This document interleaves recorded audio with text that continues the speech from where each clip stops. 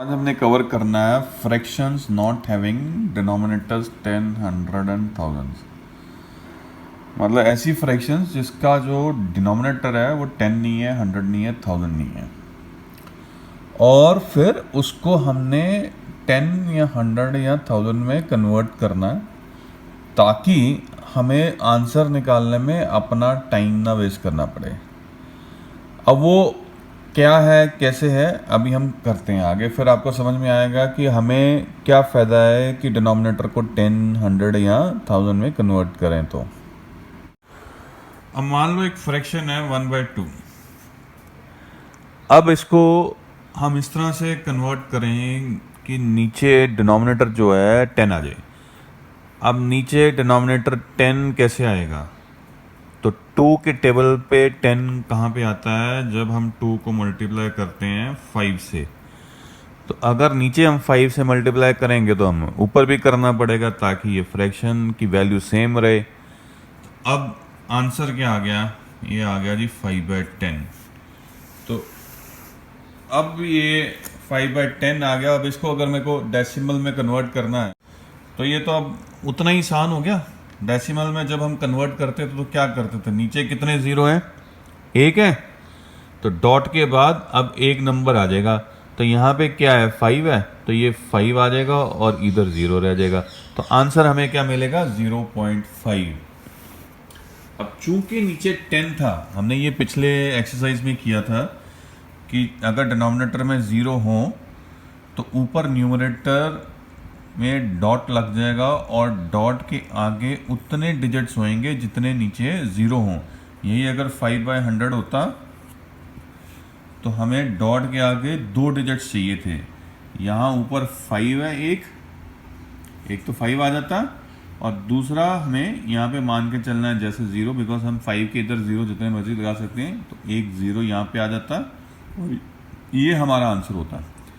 तो ऐसी सिचुएशंस जहाँ पे डिनोमिनेटर्स में 0 हो, 10 है, 100 है, ऐसे केसेस में हमें आंसर को निकालने में ज़्यादा टाइम की वेस्ट करने की ज़रूरत नहीं है। हमें बस 0 के बेसिस पे डॉट्स की उस राइट साइड पे उतने डिजिट्स लिखने हैं, बस जितने 0 उतने डिजिट्स।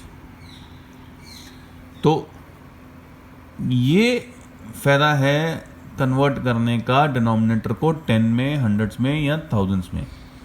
अब मैं आपको एक चीज़ अभी करके बताता हूँ कि जैसे अब ये 1/2 को हमने 0.5 लिया, अगर इसे हमें एक्चुअल में कैलकुलेशन करना पड़ जाता, 1 को 2 के साथ डिवाइड करते, तो पहले हम यहाँ पे एक डेसिमल लगाते, बिकॉज यहाँ 1 जो है 2 से छोटा है, तो हमें इसको 0 देना पड़ता इसको बड़ा करने के लिए, और फिर 2 5 10 होता, तो ये कैलकुलेशन निकलती और आंसर फाइनली क्या निकलता? 0.5।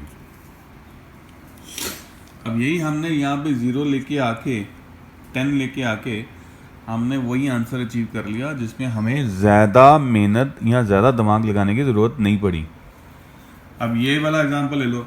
अब इसको अगर मेरे को आंसर निकालना होता नॉर्मल डिवीजन के बेसिस पे, ये अंदर 5 होना था और बाहर ये 100 ने डिवाइड करना था। तो अब ये 5 छोटा है, तो मेरे को डॉट लगा के एक 0 देता मैं इसको, और फिर एक 0 लगा के एक 0 और इसको देता, और फिर मैं 100 500 इसको आंसर निकालता। तो आंसर फिर मेरा यही आता। पर ये आंसर अचीव करने के लिए सिंपल डिवीजन मेथड से मेरे को दिमाग लगाना पड़ता। वेयर एज ये जैसे 5 और 100 है, तो मैंने आंसर इमीडिएटली निकाल लिया कि जितने 0 डॉट के आगे उतने नंबर, तो उतने नंबर अगर मैं लिख दूंगा तो मेरा आंसर अपने आप आ जाएगा। तो ये बेनिफिट होता है डिनोमिनेटर में 10 और 100 और 1000 को लेके आने का। तो जहाँ जहाँ पॉसिबल हो, अगर हम डिनोमिनेटर में ये 10, 100, 1000 ला सकते हैं तो हम उतनी ही जल्दी आंसर अचीव कर सकते हैं। और भी अभी सैम्पल्स करते हैं हम। अब मान लो एक फ्रैक्शन है 5/4।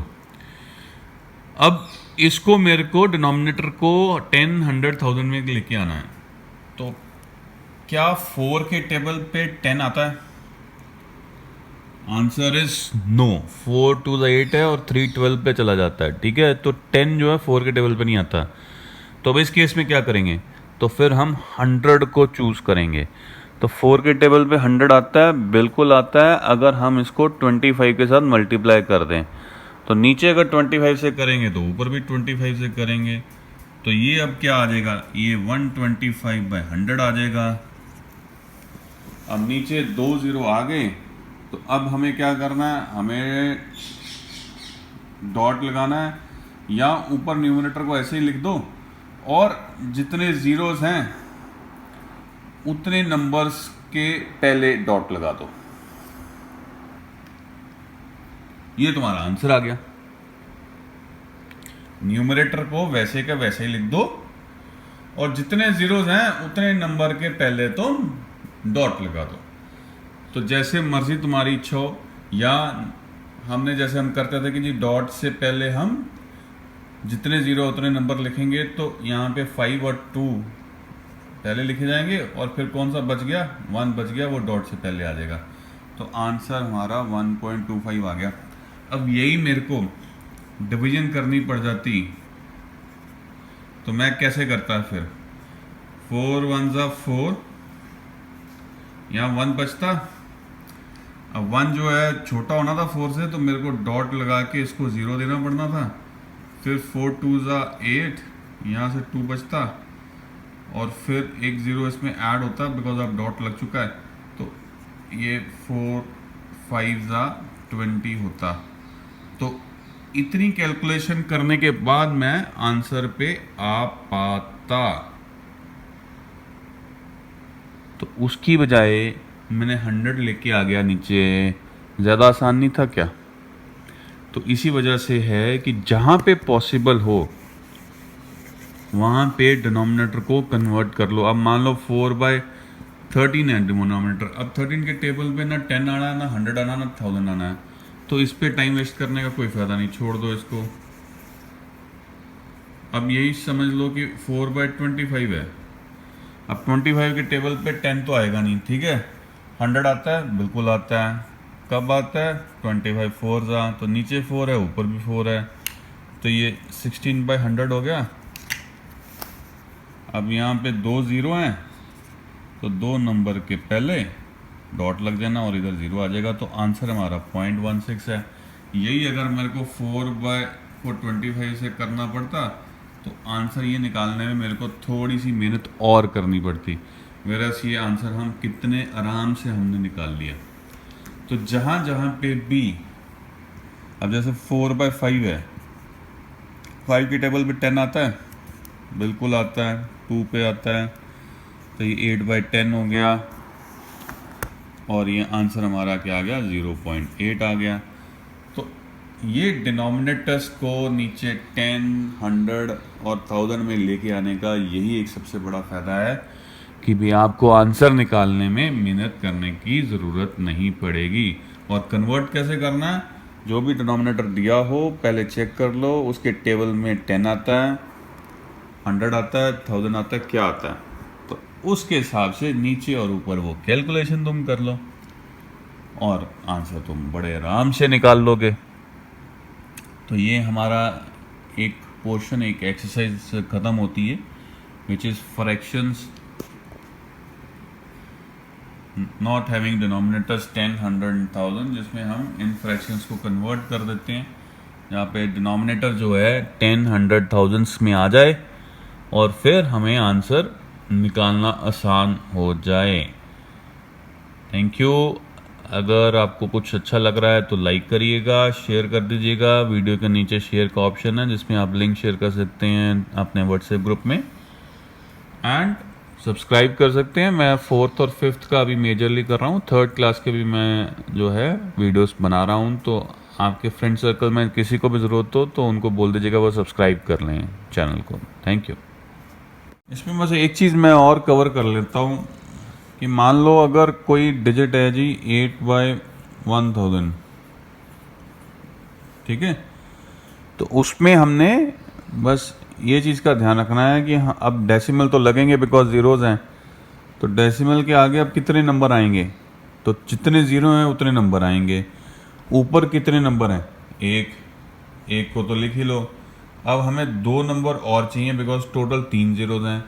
तो हम इस 8 के इधर इस साइड पे ये मान के चल सकते हैं कि जी जीरोज ही जीरोज हैं, जी जीरो ही जीरोज हैं।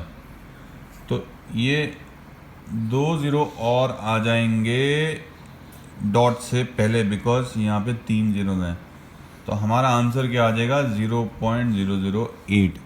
बस ये चीज़ का ध्यान रख लेना, जीरो जितने हों उतने ही डेसिमल के बाद नंबर्स आने चाहिए। आपने इस चीज़ की टेंशन नहीं लेनी है कि भाई ये 1000 आ गया है, ऊपर कल्ला 80 है तो क्या होगा, कुछ नहीं। इधर मान के चलो 8 के जीरो ही जीरो हैं, चाहे हम वैसे प्रैक्टिकली लिखते नहीं हैं, पर जितने मर्जी जीरो लिख लो अल्टीमेटली आंसर तो 8 ही गिना जाता है।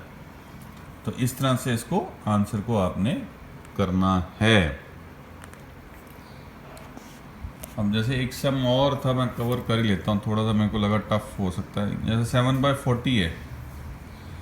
अब इसको पहले हमें कन्वर्ट करना है 10 पे, 100 पे और 1000 पे। तो अगर 40 पे देखोगे टेबल में 10 का तो चांस ख़त्म हो गया, 100 का भी ख़त्म हो गया, 42 ज़ा 80 होता है और 43 ज़ा 120 होता है।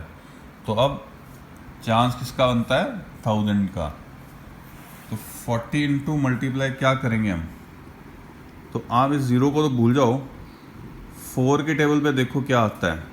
तो 4 के टेबल पे अभी हमने किया था कि 425 ज़ा 100 आता है। तो इसको 25 और 25 से ऊपर नीचे मल्टीप्लाई कर लो। तो ये 7 5 ज़ा 25, 35 टू 3 कैरी, 7 2 ज़ा 14 एंड 3 17, ये आ गया। और इधर 25 4 ज़ा 100 होता है और एक ज़ीरो ये लगा हुआ है, तो एक ज़ीरो और लग जाएगा। अब ये 170/1000 आ गया, तो डॉट के राइट साइड पे 3 नंबर आएंगे। या आप न्यूमरेटर को ऐसे ही लिख लो और जितने ज़ीरो हैं उनसे पहले डॉट लगा दो, 1 2 3 और ये आ गया जी डॉट। तो ये आपका आंसर है। अदरवाइज 7 को 40 के साथ डिवाइड करते तो थोड़ी सी मेहनत और लगानी पड़ जाती, ये थोड़ा सा आसान हो गया। तो इस तरह से आपने 10 100 1000 में कुछ भी देखना है कि कहाँ हम पहुँच सकते हैं, और फिर वैसा ही कन्वर्जन करके, कन्वर्जन में करना क्या, नीचे भी मल्टीप्लाई करो ऊपर भी मल्टीप्लाई करो, आपका 100 1000 10 कुछ भी आ जाएगा और फिर आंसर आराम से चलें। Thank you very much.